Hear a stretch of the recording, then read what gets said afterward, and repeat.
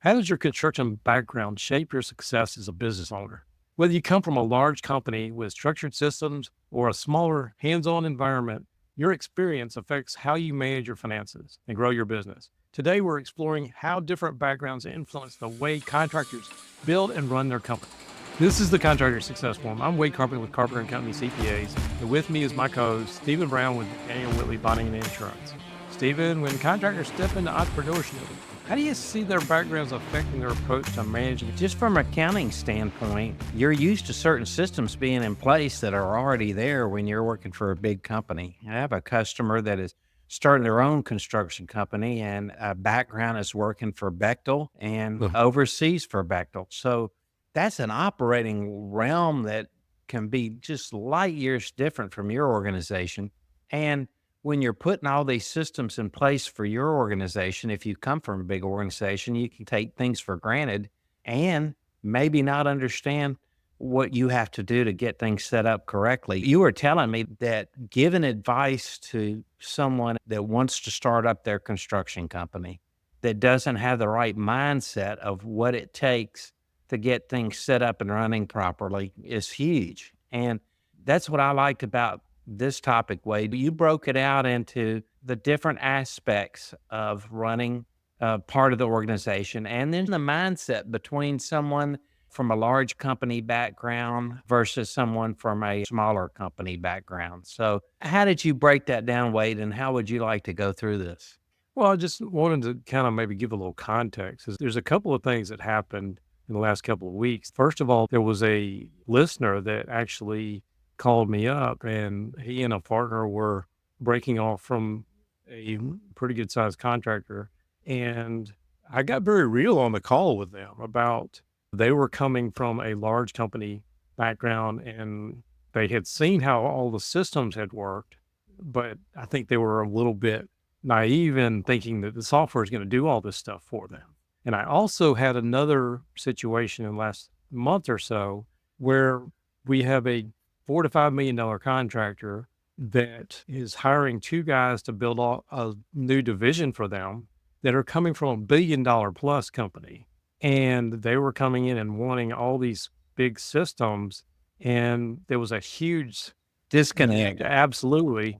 So there's pros and cons to both sides of it. So this conversation with these prospective clients just led to me really thinking about some of these things that I see all the time, and I'm sure you see as well. Absolutely. I think it's a really great topic, Wade. Your operational mindset and your understanding of systems and what to expect from them are something that we see all the time affecting how we communicate with our customers. Liken this to a major league ball player. You got somebody that came up in the United States and had the best coaches and had the best support versus somebody in Puerto Rico that learned in the sandlots. Actually, Puerto Rico's got awesome baseball. They do, but they didn't necessarily come from the same background. There's different skill sets and they end up coming to the major leagues. And sometimes you can take somebody with natural ability that doesn't necessarily have the best form or whatever. That was just one example that I thought, but there's something to be said for the small contractor. If you came from a small construction background, you're probably used to having an understanding of this is what it takes. And you've got to wear all these different hats, the accounting and doing all the bidding. And most contractors that step out in business, they've just been used to building it themselves. Yeah. Maybe they understand a bit of estimating and know how to manage a project. There's still a disconnect, but the people that have all the larger size, they have the disadvantage of coming into a situation where they don't have all support. And a lot of times it is culture shock. I can only imagine the culture shock of, you can say, and I guess I would be speaking to the listener that comes from a large company background that wants to start their own construction company, would be just the fact that in a smaller organization, you are wearing more hats, exactly like you said. The structure's not as diversified among different people doing different work. You are doing more of different things. So you're learning enough about different things. If you come from a large company background, you may be absolutely perfect specialist at what you do, and that's what you're hired to do. But you have to get real about what you don't understand about running a construction company. So again, the smaller firm might allow you to understand all the moving parts that are involved in making money and making that net income, making that profit at the end of the project and making customers happy, keeping customers safe, and implementing the software that's right for a smaller scale company. I mean, I think about it obviously from the accounting standpoint. If you're used to having all this project management software that's really expensive, from the accounting standpoint, usually the larger contractors have a good job costing, phase code, cost code structure. Sometimes it's too complex for the smaller construction background that they may need, but at least they understand what the picture is supposed to look like when they've got good information versus the smaller background contractor may not know what it's supposed to look like when it's finally done.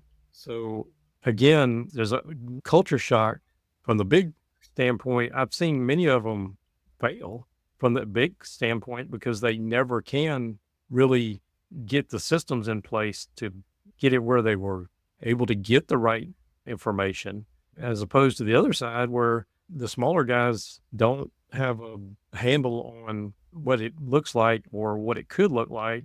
So they struggle time after time to really get a handle on what their job costing is, get a handle on why they need to be changing the overhead and the factor that they're putting into their bids. Yeah, no, it makes perfect sense to me. It seems to me too, Wade, and this is one of the aspects that you listed on the chart that you provided to me is just having overconfidence in what you can do and what you can't do. What are your thoughts on that as you transition from one size to another size company? I see it from both sides too, as far as some people from the larger background probably understand where hiring somebody at a higher end, getting good people costs money in construction. And they do have a little better appreciation for what does a bond cost? What does the accounting services cost? What would a good construction CFO level person, what would they cost? And a lot of times they're not able to cover that overhead. Speaking of overhead as well, it can be a pros and cons to that because from the big standpoint, the large contractor standpoint, you've got people that have been using a factor, and especially happens in general contractors. If you got $100 million general contractor, their overhead as a percent is probably pretty darn low, but they step out into business and they're used to using an overhead factor of, X, but all of a sudden they're doing, best 4 or 5 million, 10, even at 10 million, their overhead factor is going to be a lot higher as a percent. So they're not typically making the same type of margins that they thought they were going to be making. That's a great point. Just what you're used to seeing, not in just overhead, but your whole mindset of understanding your market and what kind of profit that you can make. And then bigger companies have bigger overhead that they have to manage. That makes a lot of sense to me. They may be able to spread that overhead over a larger base. Mhm. Another avenue that we could probably explore is the network that these people have. A lot of times in the bigger companies, they are out there networking with bigger people, and that can lead to a lot of different doors, but it also can lead to a lot of different expectations that they can get work. Huge And work. Yeah. and a lot of times they find that they don't really have all that same trust. They Mhm. may have some great experience, like if they go to get bonding for the first time, having some good experience behind them probably goes a long way. It does, but they also have to have completed projects in order to get bigger projects themselves with their new entity. That's a huge problem I've seen, Wade. It's just simply, I'm used to managing, don't you understand, $100 million projects. Yeah, but you're starting your construction company from zero. What has your construction company completed so far? Every surety company looks at it from that perspective. I think sometimes it leads to overconfidence because you out there managing really big dollars, but if you can't translate that to what you're doing or be able to sell that, then you're not able to convert on any of that. Sure, absolutely. And Wade, there's just so many hats you have to wear when you're starting a construction company. There's just so many. We recently had the podcast on the 6 hats of management philosophy, but is that right, Wade? The 6 hats? Yeah, Yeah. the 6 thinking hats, The 6 thinking hats, yes. and I think that's the problem for any contractors. You're out there on your own, no matter whether you're coming from the big perspective or the small perspective. That's one of the things that people don't realize when they jump out in business is that you are gonna have to wear all these hats, and you gotta consider a lot more things than you ever realized. You are taking the risk, not the big corporation, and you are signing on the dotted line. Then the whole chart really had so much to do. When you were talking to these people and you said you had to be real tough with them, real, you used the word real with Mm. them. And you told me earlier you had to be tough with them. What was your main frustration with their mindset? So, going back to some of the things, I think I've already said this, but if you expect that the software, if you've seen software like their example that they were using, they'd send the bills in to some software that they had, apparently some outsourced model that's similar to ours, where they would send it in to the service and they would get it coded to their accounting support, and as well as they thought the accounting software essentially did all the work for them. It's like they talk about the bank feeds all the time. That was a huge misconception that they had as far as what the software does and getting it set up right. Yeah. As well as it's one thing when you're just going in and approving these bills and getting them to the job, but you don't have to worry about paying them and the cash flow and all that kind of stuff. That's one of the things that I quite frankly felt like they were a little naive in thinking that software is going to do all that. Mhm. The other part where I was talking about that example where these people were coming in from $1 billion company down to the small mindset, the owner of the company is finding out really quickly that they're expecting a lot bigger things, capabilities that the company can do. And I think there was a disconnect from both management side. I know that's a different perspective, somebody starting up their own versus merge this $1 billion mindset into a really small company. So it's Mhm. similar. And so a small company, that's one of the biggest things is change, adapting to change and knowing that you are going to have to change no matter what. If you're coming from the small background versus the big background, your job changes and your job just got infinitely harder. And at the same time, Wade, having the mindset of working for a bigger company will give you an idea of how you want to model your company's operation, what you liked about it, what you miss about it that you can implement.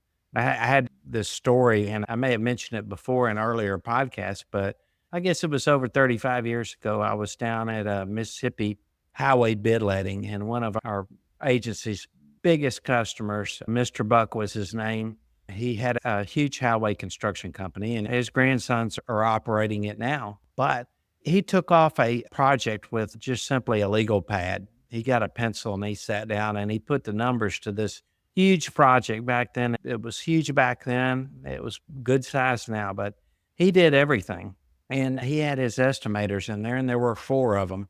And back then, the estimators absolutely had to have their, just as an aside note, their calculators exactly the way they wanted them.